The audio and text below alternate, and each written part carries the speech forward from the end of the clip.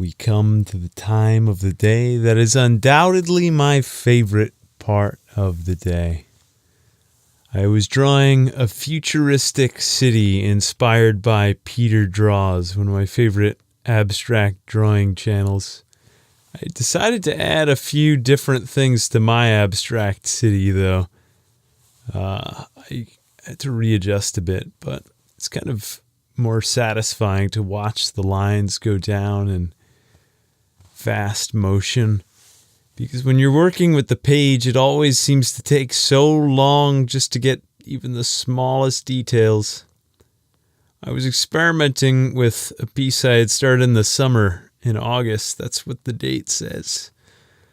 And I had drawn as many straight lines as I could, but I decided to add in a couple of carefully decided upon circles. Mostly black, but I added some red by the end. Not really happy with how this one turned out, but I think in a way it's grotesque, and it's more beautiful really to watch it happen than to see what it becomes at the end, because it'll never be as much as all the little details. This one, it's just something about this one. I'm working with a new tool I got over the summer that I really have liked, Rotring Isograph pen. And the way it works is that the nib of the pen, well, it doesn't really have like a nib. I don't know what a nib is, but like it's just a piece of metal. And I get a little worried every time that I put down a line, because the metal tube at the top of the pen like bends just like a tiny little bit. And I'm worried that like over time, like it'll go too far, and then I won't have the pen anymore, and then no more drawing for me. So I had to take a rest a couple times, change the song, change another video I was uploading. Usually I listen to some sort of futuristic video game soundtrack or something that makes me feel like I'm part of this place. I kind of like it, but it also seems kind of sleazy, this city that I drew. There's like a pyramid that looks like the Illuminati, I thought.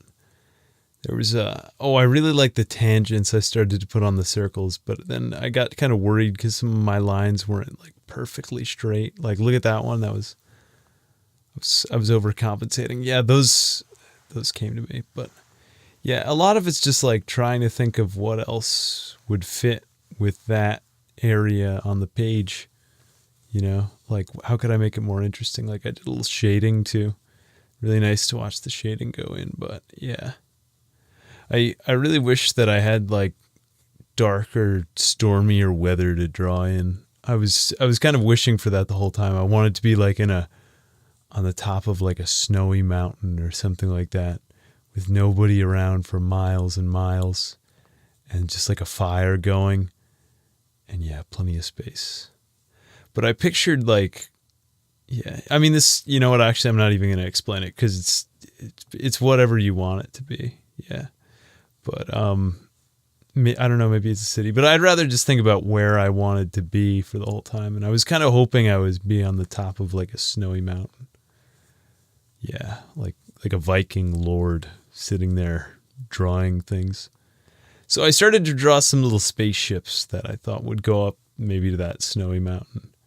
And I gave them like little like trails of smoke underneath them. You'll see that later. I got a good idea here though. Yeah, I really liked this idea. But yeah, this was definitely one of my more satisfying drawings to do. I think I learned a lot doing it. Learned a lot about myself, but then I started to get lazy. Maybe there's more to do later, but you know, you could always add more. Yeah, it's a lot of work, but what can I say? I'm a really hard-working guy, and yeah. All right, well, you take care now. I'm really blessed to have you people around, and I hope that you enjoyed this. I certainly enjoy it, though I wish I were on top of a snowy mountain somewhere. Maybe like, see that point like right in the middle of the drawing? Right there, like with the circle on top of it. Yeah, that would be like a nice place to draw this next time.